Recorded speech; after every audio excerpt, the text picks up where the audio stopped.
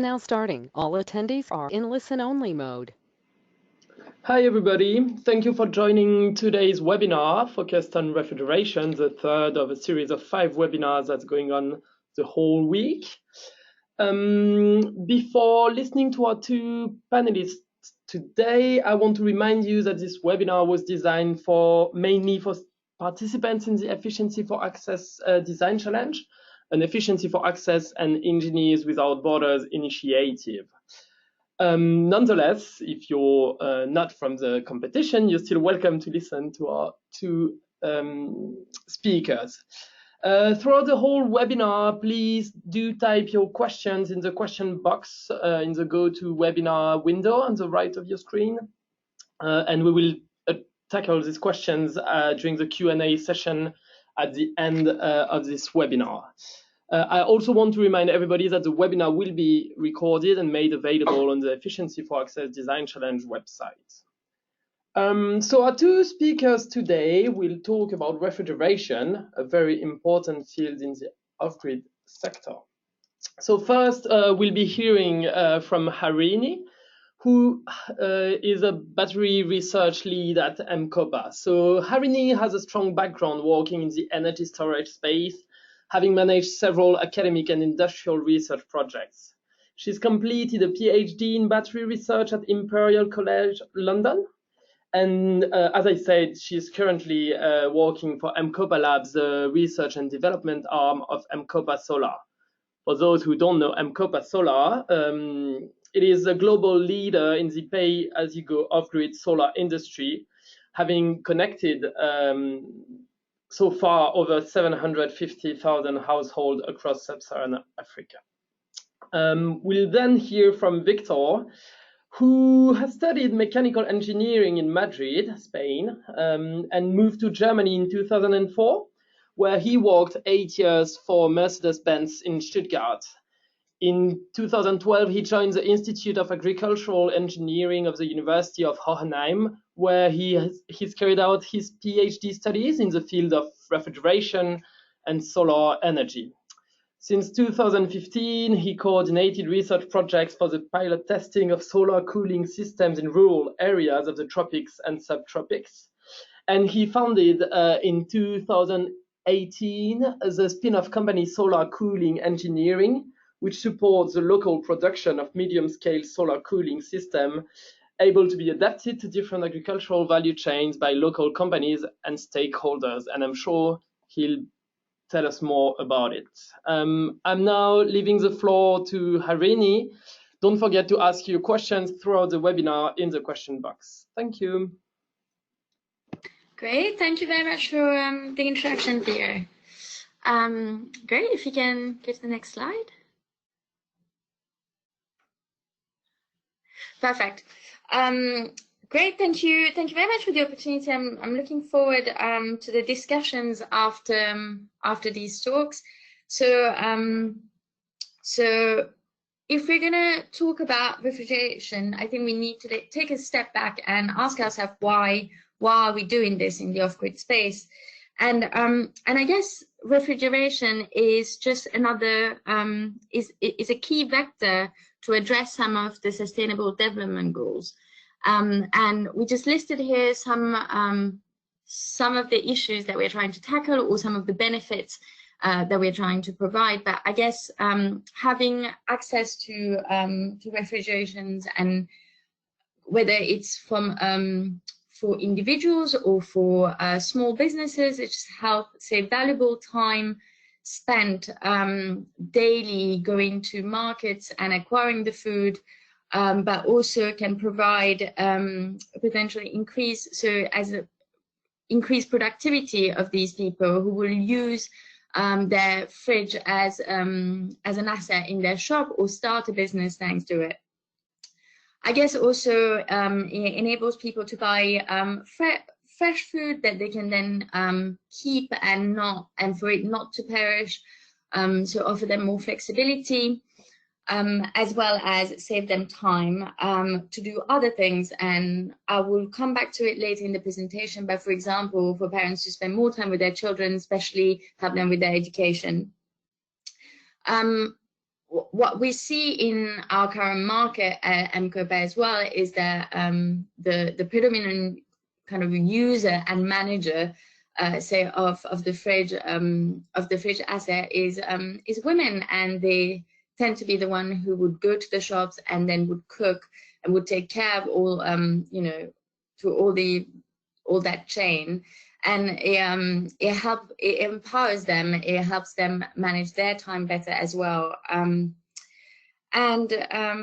Finally, I guess one of the things worth mentioning is that fridges also helps improve these people's quality of living. Having access to lighting is great and is the first step on the energy ladder. But having access to appliances is really what helps these communities to change their quality of life. Great. Next slide. So having said that, so what these are some of the, I guess, the numbers that we collected over time through M-KOPA's experiences of dealing with fridge for low-income population. And like I said, what we really see in terms of savings, for example, is savings thanks to bulk buying, thanks to reduced market visits, savings in time as well in terms of cooking and having less food going off essentially. But one of the things I didn't mention is also that this can help with medical applications as well. So as is mentioned here, type 2 diabetes impact 1 in 17 Kenyans, and they need proper storage, proper cooling for their insulin, so they can use solar fridges for that purpose. And finally, what we also saw is that some people have this dual use of the fridge. So they might be initially purchasing it for a personal use, but then find the opportunity to also sell, say, cold drinks, or then, if not, go and would get a second access for their shops. Next slide. Thank you. So these are more of some of the numbers that that I just described. So I just put this in here as you'll probably have access to these slides, and then you can refer back to this market study. But yes, so this is tested in the region of Kisumu, Siaya, and Machakos with some of our first fridge pilots at M-KOPA. And we have been able to quantify savings in terms of Kenyan shillings and saving in terms of hours for those customers. Next slide. Thank you. So what's currently available in the market, and I'm sure we'll hear more about this from Victor and the solution that they offer. But I guess the challenge often with refrigeration in the for low-income population, especially in the off-grid space, is that you either have an option that is tailored for off-grid application, but it will possibly be very expensive because it will be very bespoke. And for example, one of the available options is Sure Chill, and they would produce medical grade fridges, I believe. They can be put in hospitals as well, and the way they cool it is using essentially a water-based coolant that they would freeze and would be sitting in the cabinet. So that does work, and it's really important, especially for medical grade fridges, that the temperature is always constant and doesn't fluctuate. And I guess that offers that, but it is a bulky solution and can be quite an expensive one for household usage. And I guess the alternative to that is just your standard fridge that you would buy in a shop that you could also find in shops in Sub-Saharan Africa, but those one would be designed to be plugged into a house that's connected to the grid and would require having an inverter, and also would be high consumption fridge. It wouldn't be optimized for off-grid use. So there are a few options available as well as M-KOPAs, and there are various sizes of fridges available as well, I guess up to 150 liters. Next slide. But I guess in terms of what are the current challenges with the offering, so like I said, there's also, so as well as not having an optimized and cheap solution for off-grid application, one of the key issue is the lack of financing. So, so you will have a high-value device that people cannot afford, and there will be no financing scheme for those people to be able to start using these appliances. Another challenge that we face as well is a fridge, unlike other type of off-grid appliances, say like lights or a fan or a TV, needs to be operated 24/7. So I think as a company, that was a very interesting challenge, as usually you give customers a device that would have a battery for storing the energy coming from the solar panels, and then when the battery ran out, that's it for the customer for that day. That's as much lighting as much hours of TV watching that they would get. But for a fridge, that wouldn't be good enough, because suddenly all the food would go off by once if the battery ever reached fully discharged state.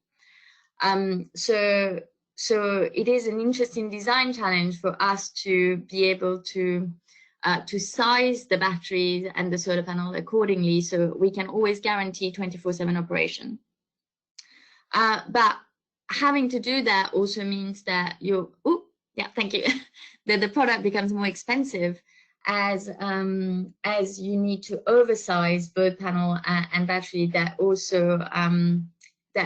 also impacts obviously access to the appliances to a wider range of people. Another challenge is compressors. So I'll come back to it in a little bit, where compressors would consume a lot of energy and wouldn't be optimized for off-grid fridges. So we have come around that problem at M-KOPA. And next slide, thank you. And currently what we're offering to our customers is a 100-liter solar fridge. So we guarantee 36 hours of battery autonomy, so about a day and a half. And that would be at extremely low power. So as you can see, the daily energy used by M-KOPA solar fridge is less than a 60-watt light bulb. And so I put some extra details here so you can refer to it later on in your projects if needed, but the type of insulation that we use and the refrigerant that we use. And in terms of cabinet internal temperature, we try to keep it at 6 degrees.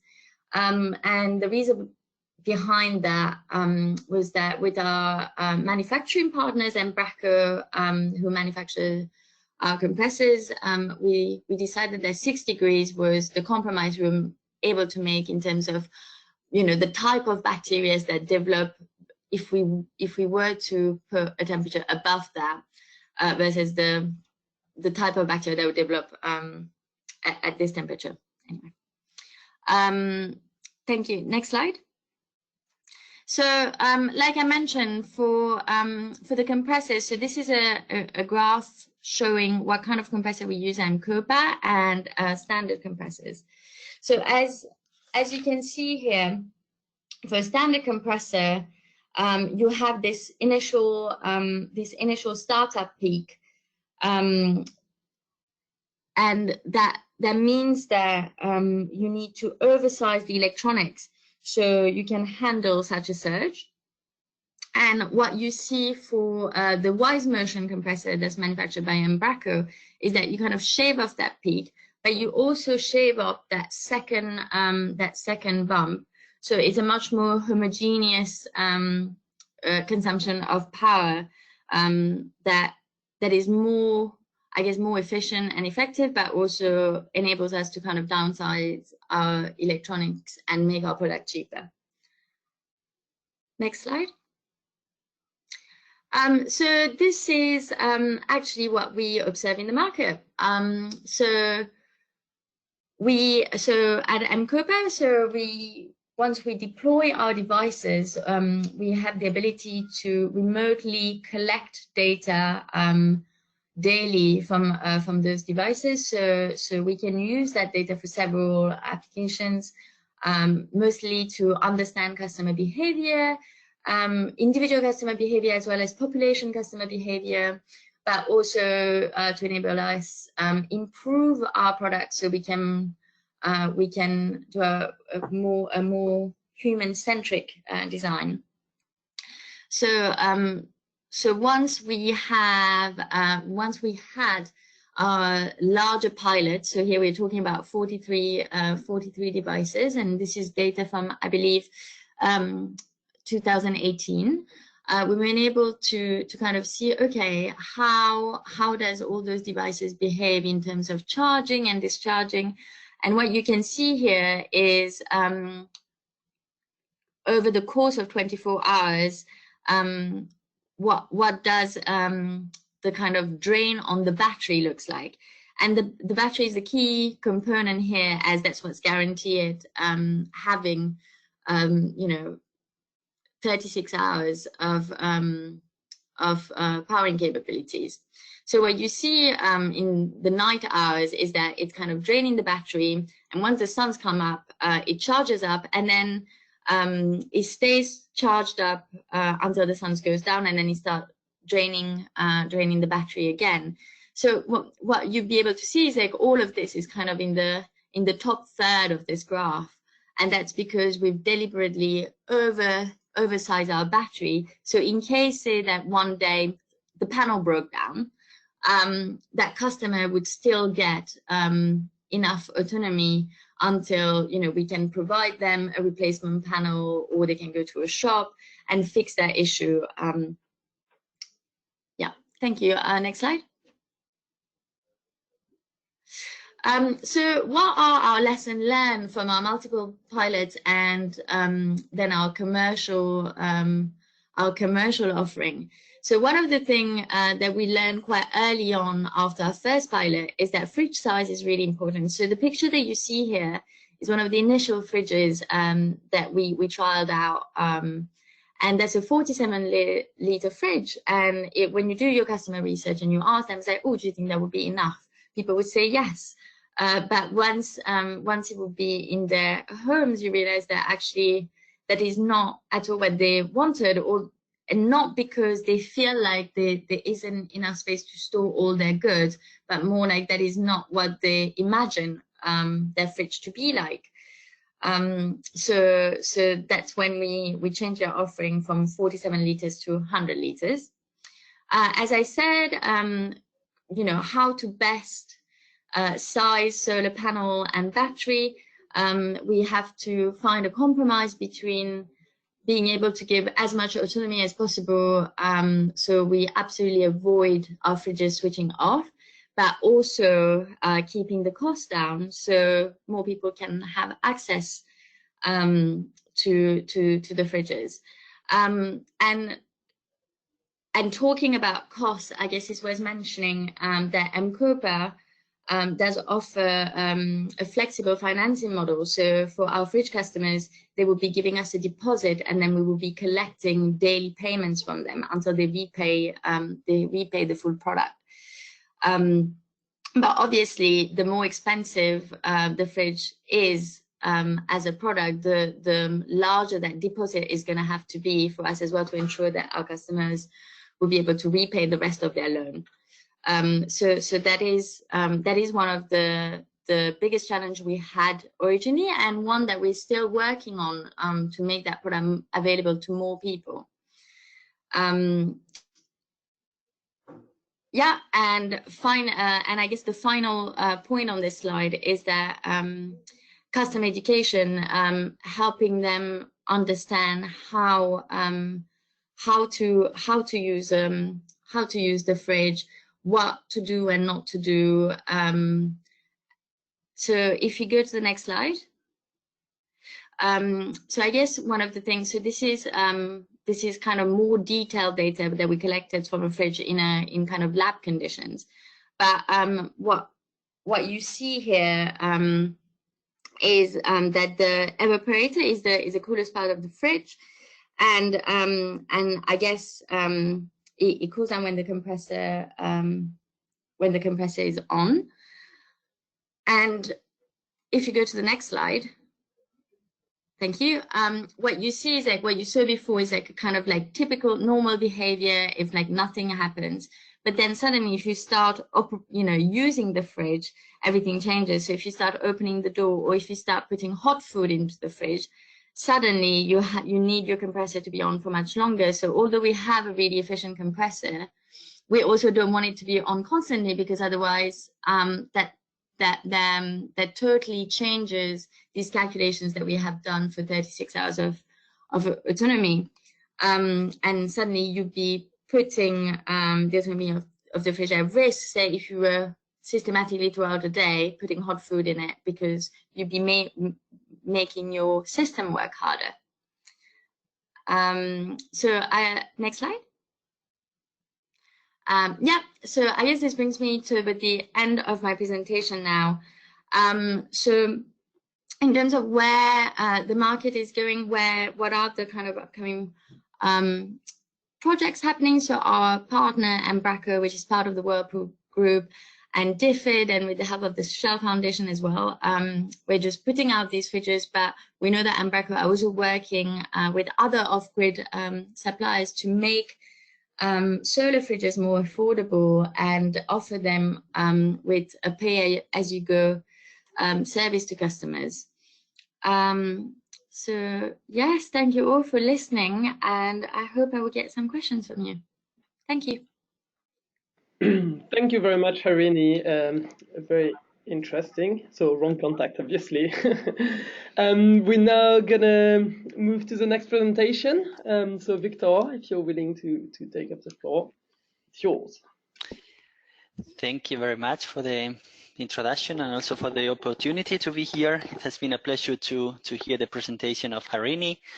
And I think my presentation now, if you go to the next slide, is going to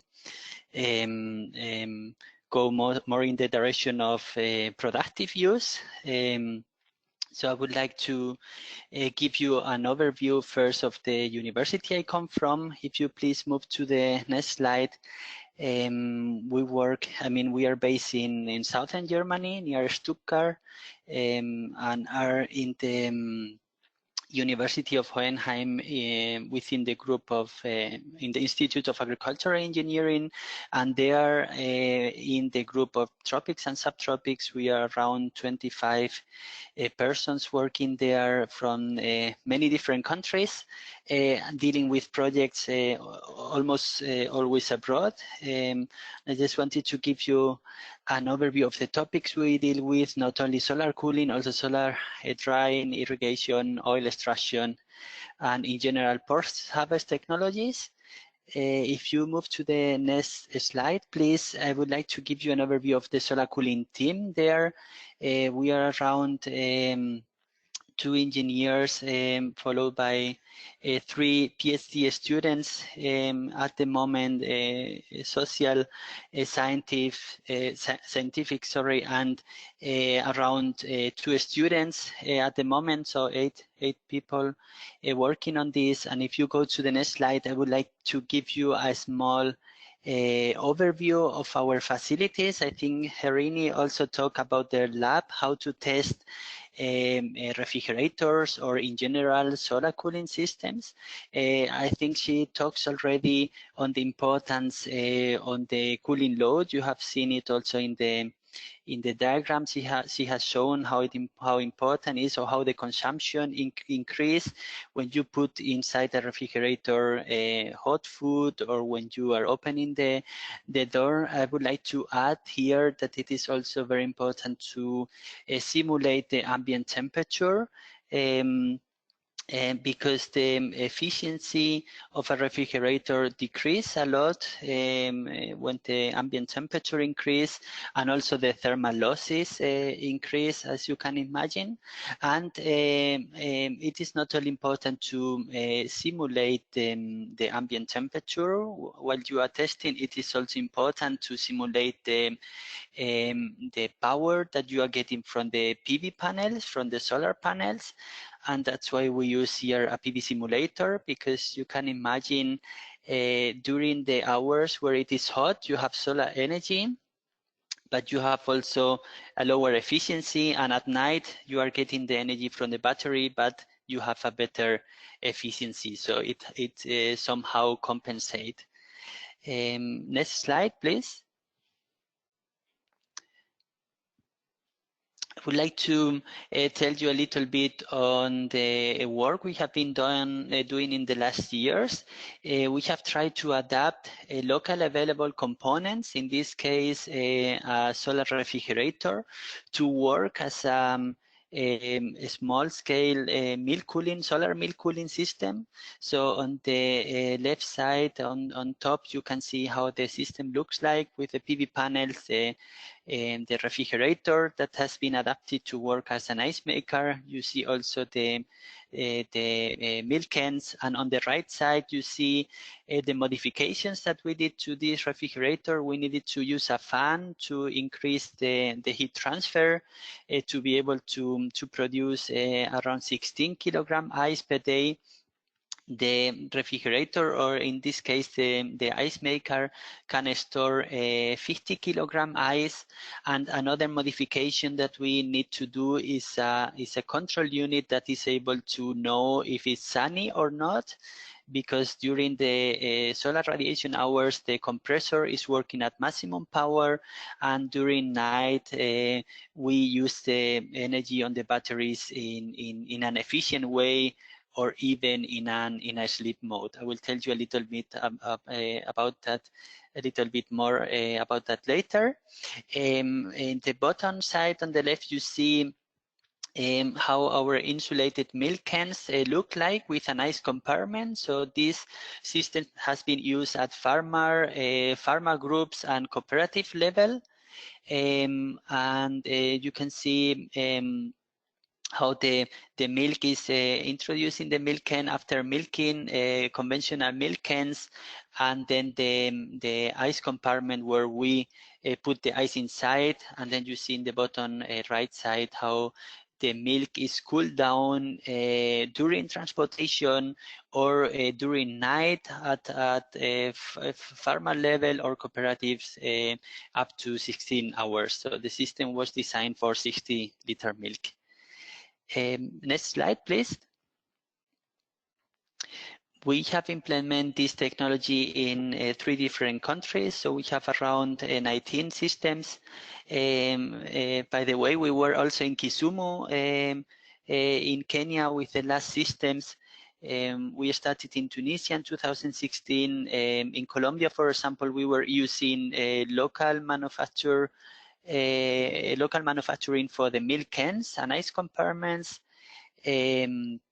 And in Kenya, the second 2 systems that were installed 2 years ago, they have been introduced with a payment system so that we could assess the willingness to pay of such a technology. Next slide, please. We have found out also a couple of challenges, same as Harini, and I would like to summarize them to you. The first of them on the left side on top is the fact that donations influence the willingness to pay in a high degree. I don't know what is the experience of Harini and M-KOPA, but we have found many farmers that own already an AC refrigerator that has been donated, for example. So it's difficult to explain to users how a business model would look like if they are used to donations. So what we have started to do is to rotate the pilot systems from farm to farm, so that they just find out if they can generate income out of a better milk quality.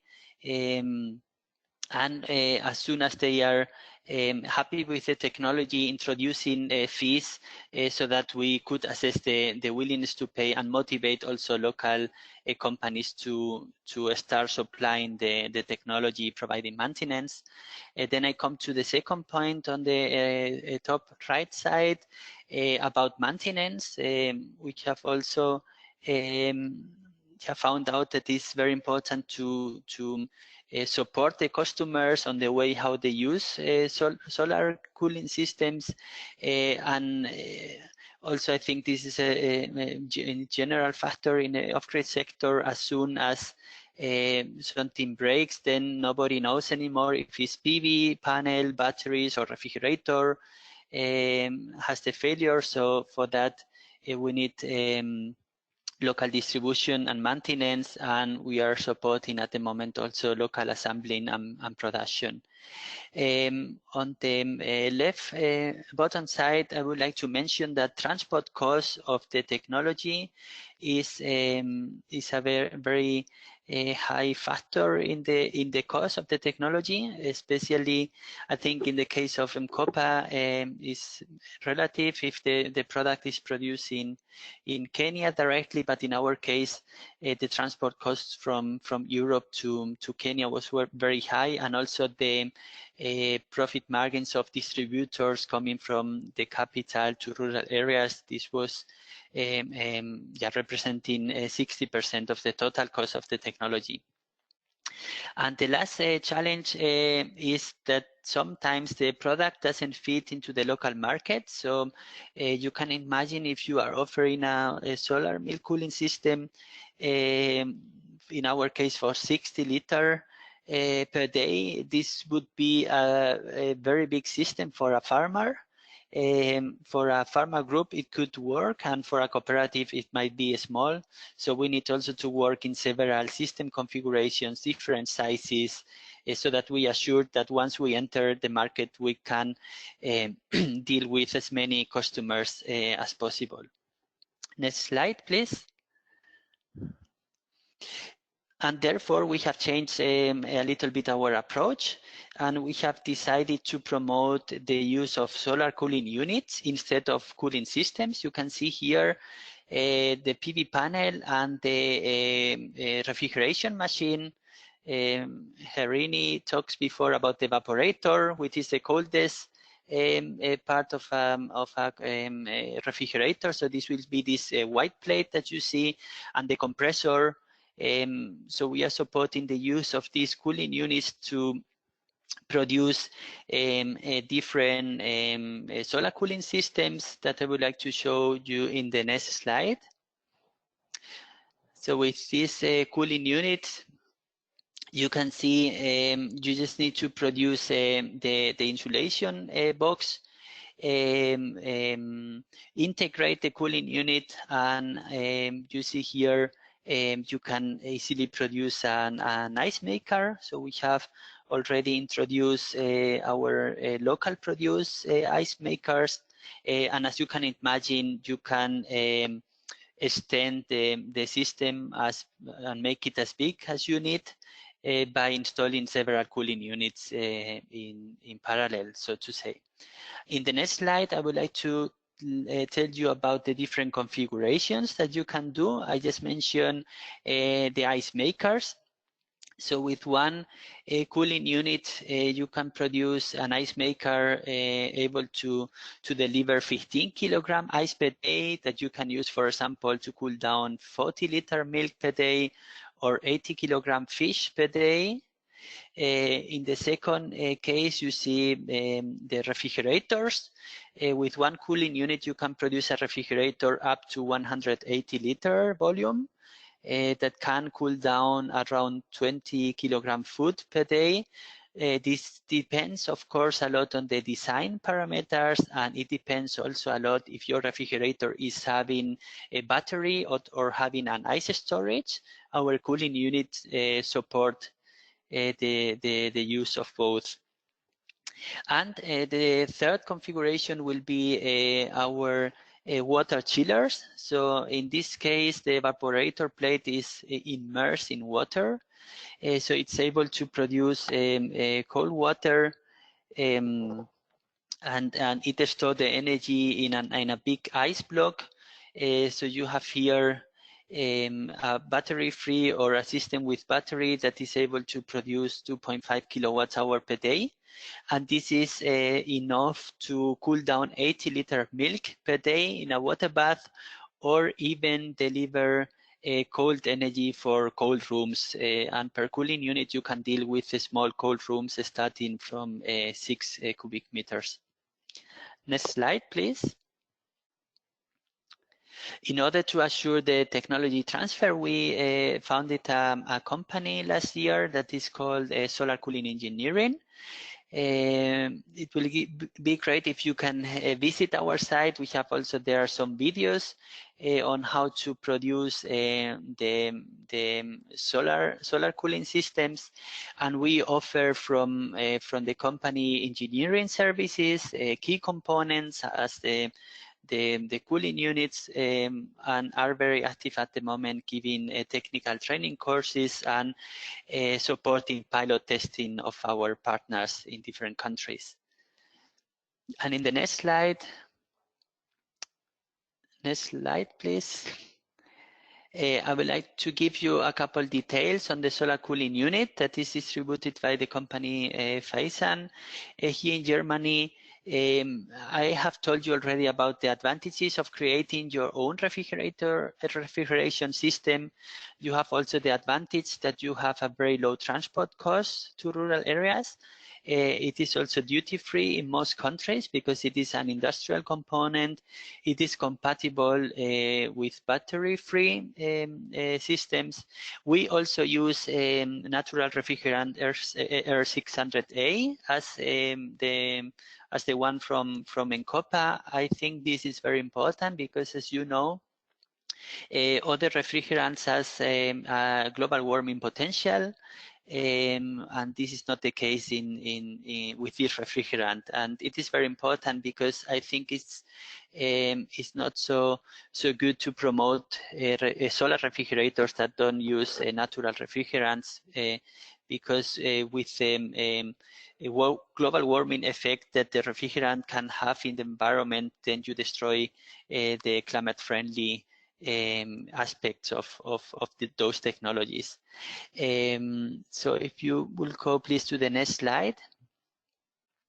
I would like to give you now an overview on how we think that a solar powered refrigerator should be designed. A couple of aspects were already mentioned by Harini, but I will say the product requirements, the cooling requirements are very important. So we need to understand if the product we want to cool down needs a temperature of 6 degrees or 10 degrees or 2 degrees, or also how many hours the product can be without refrigeration or with temperature fluctuations. So this is a very, very important aspect. The second one will be to understand the value chain context and the demand of final users. Harini already mentioned how important is the volume of the refrigerator for household users. For other users, for example, farmers, perhaps will be different. They would like to have more cooling capacity, for example, or other aspects.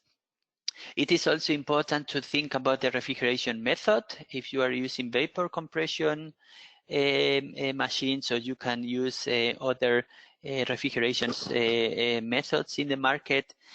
Also to assess the energy demand. So what are your thermal losses? What is the ambient temperature in the locations you are working?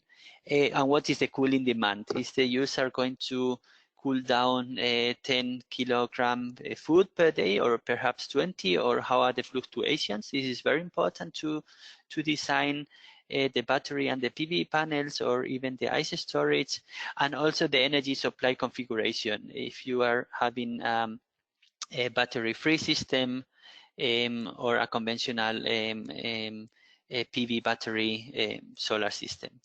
In the next slide, I would like to give you an overview what's happened with the milk quality. Just to talk to you about the cooling requirements of some products, I think that the sample of raw milk is very interesting, because milk has a temperature of 37 degrees after milking, and the bacteria grows very fast at this temperature, as you can see in the red line. You see here time after milking, and how the bacteria grows on that time. So you see in around 2 to 3 hours you are over the limits. In Kenya, for example, of 2 million bacteria per milliliter. This is what we often find in rural areas, that the bacteria count level of raw milk at milk collecting center is around 5 to 10 million. And this means, especially for milk, the importance of being able to cool down at farm level it's very high. From the other side, if you have a look to the other curves, so 20 degrees, 15, and even 10 degrees. With 10 degrees, you can already store your milk for 24 hours without a significant growth of bacteria. So this is important to understand, so that you know from one side you need to cool down your milk very fast, in less than 2 hours. And if you want to store for 24 hours, you need to go around 10 degrees or below. Next slide, please. Here, I would like to give you an overview of the different refrigeration methods that you can find in the market. I don't want to go through all of them, but perhaps some promising methods as thermoelectric Peltier elements are getting more popular for refrigerators. Evaporative cooling can be also an option for refrigeration systems in dry regions, and vapor compression heat pumps that you cannot see there. So it's the red box where you cannot see the sentences, the words, sorry. There you can find the heat pumps, vapor compression systems. Those are the systems that you find in refrigerators with a compressor and so on. But there are also other options. For example, if you have access to biogas, you can think about using absorption refrigeration machines that work with heat instead of electricity. So just for you to have this overview, and if you go please to next slide. Here I would like to let you know a little bit about the cooling performance of heat pumps. So we go back to the refrigeration machines that are normally used for refrigerators, and I would like to tell you a little bit about the coefficient of performance. This is the relationship between the heat that is extracted from the refrigerator, so to say the cold energy that is extracted, divided by the electricity that you consume. And in the bottom you can see a table where you see if you have a refrigerator operating at 4 degrees and 20 degrees ambient temperature, so 4 degrees inside and 20 outside, you have a COP of 2.6. This means if you are consuming 1 watt of electricity, you produce 2.6 watts of cold energy. And from the other side, if you see at 40 degrees, it will decrease to 1.8. And if you go to minus 10 degrees and 40 degrees outside, you will be at 1.1. So those refrigeration machines, I mean heat pumps, are very efficient because you produce almost always more cold energy than the electricity that you consume. So just to give you an example, if you have a PV panel with an efficiency of 17% and your heat pump is working at 2.1 COP, then you have 35% of the solar radiation you are able to convert into cold energy. So it's a very promising technology to be used in combination with solar energy. And in the next slide, I would like to show you again this effect. So if you see on the right side, the graph, this is the energy consumption of a refrigerator, or in this case, a freezer, that is producing is freezing 6 liter water from 20 degrees to -10. And there you see the energy consumption at 20, 30, and 40 degrees, and you can observe how the energy consumption is 2 times higher when you have 40 degrees ambient temperature. So it's very important to consider both thermal losses and cooling demand to have the right design of the PV batteries and ice storage. And in the next slide, I will like to talk to you about the interesting combination of ice storage and batteries. So you see there in the graph on the left side the power available through the PV panels, and in the blue line you see the compressor consumption.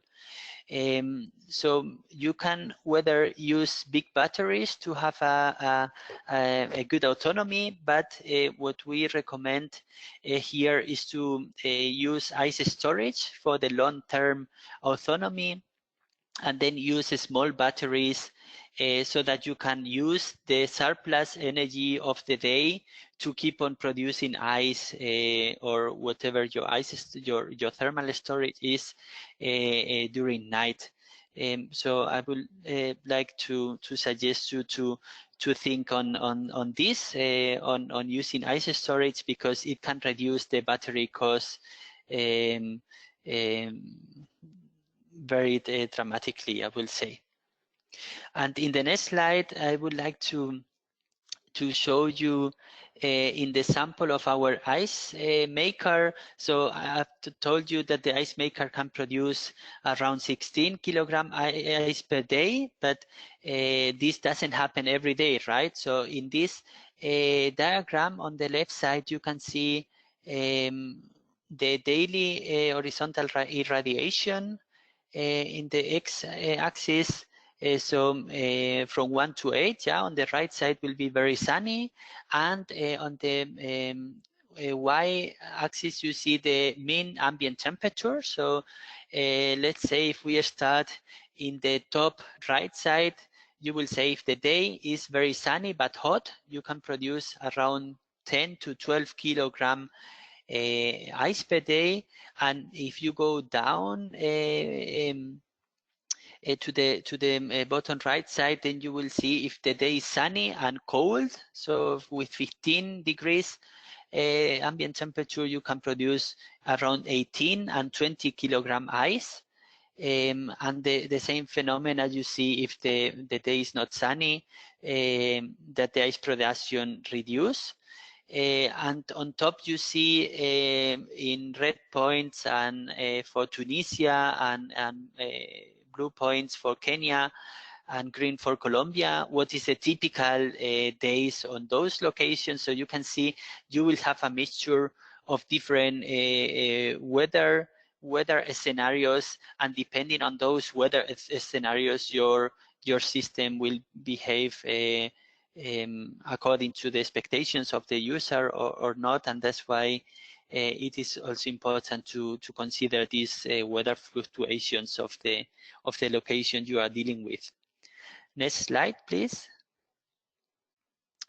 I would like to show you at this this slide our design toolbox for solar refrigerators and ice makers. It is available under the link you see in the bottom in Energypedia. And there you can introduce the weather data, the system type that you have, if it's an ice maker, a refrigerator, with battery, without battery. You enter also the cooling demand, so how much food you are cooling down or how much ice you want to produce, and the cost of the components. And then you get there the sizing of the PV panels that are suitable for your refrigerator, and also the same for the batteries, and you get a kind of economical feasibility.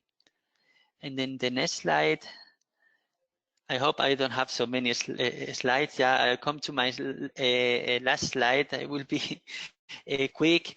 Just our recommendations for the design challenge is to consider an overall solution. So not only considering the refrigerator, for example, also including PV panels, thermal storage, electrical batteries, innovative control strategies, for example, and also to understand the cost of the solution from the beginning and its sensibility to weather conditions, user requirements, cooling capacity, and also why not thinking about production volumes.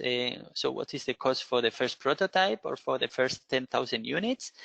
And kindly consider also the use of mass production components that are already available in the market. Don't forget about thinking on modularity. So for example, local assembling and maintenance, and of course, which business model would work for its distribution in rural areas. So thank you very much. Thank you, Victor, for this very good presentation, and thanks again, Harini, as well, for your presentation before. So we got a few questions, but a very limited amount of time, so I hope I'll be able to cover all of them. So first question, you both mentioned last mile distribution as a big challenge, and obviously in the whole off-grid industry, it is a challenge. But for refrigeration, it is an even bigger challenge, right? So the question would be, could you tell us more about it? And Harini, in particular, could you explain how M-KOPA gets products out there on the market?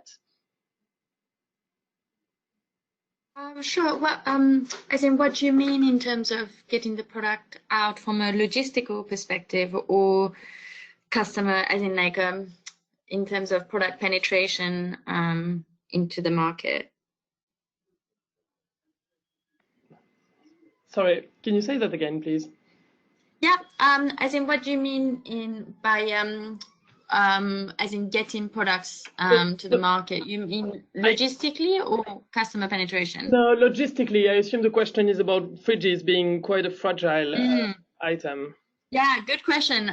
So yes, that too was a big challenge, because usually our kind of direct sales agent, as in direct sales representative, would carry an M-KOPA device to customers, and in the case of the fridge, it's much harder. So we so they would be taken to customers who have bought it on a boda or in a van. It all depends of the location, but it just means that the kind of sales strategy is not quite the same, because you can't carry a fridge with you as a DSR to different potential customers. So we might target community meetings, or might put it in one of our shops. So to essentially for people to kind of engage with us and to be able to see the product. Thank you. So the next question is for both of you. Could you tell us more about different business models that exist when it comes to cooling? So one question we got was, does refrigeration require distributors to get involved in their client business development, for example? But more broadly, could you also tell us about some other business models out there, like community fridges and what we hear about the pay-as-you-cool system?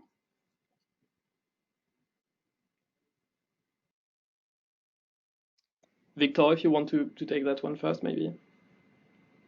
Yes, here is very interesting in our case, because we work with productive use. We differentiate between the business model of the agricultural value chain and the business model of the technology supply. I think your question goes more for the business model of the agricultural value chain, in this case of farmers, for example. And we have observed there that the income generation potential of cooling is very high.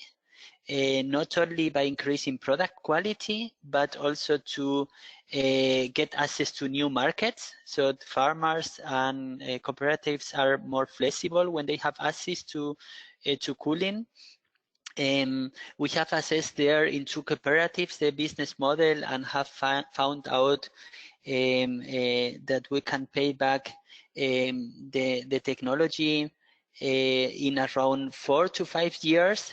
This is too much. So I think the business model at farmer level or at user level is given. We just need to understand the size of the technology and the configuration, and then we need to work very hard in reducing the cost of distribution, because as you comment before, yeah, this is the biggest part, the biggest share of the cost of the technology. And that's why I think we don't find in rural areas solar cooling systems that are adapted to the needs of farmers.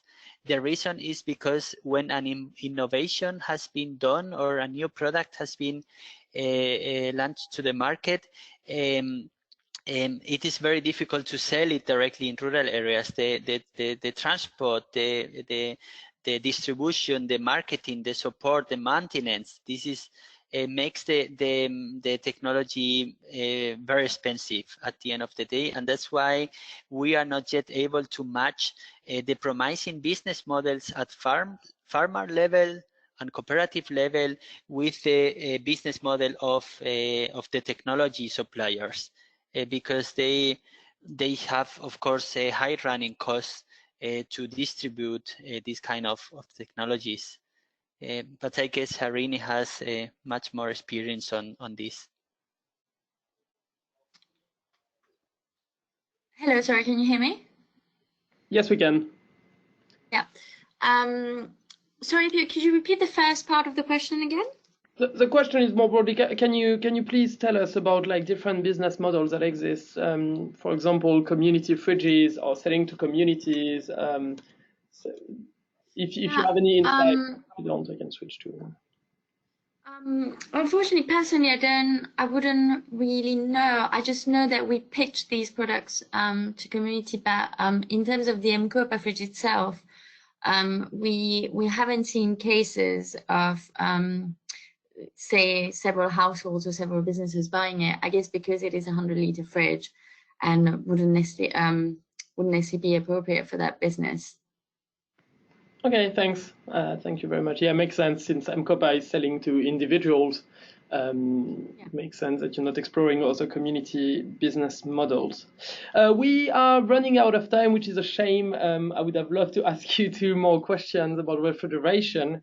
Do you have a few, maybe last comments to give to the students participating in the competition before we close the webinar? Sure.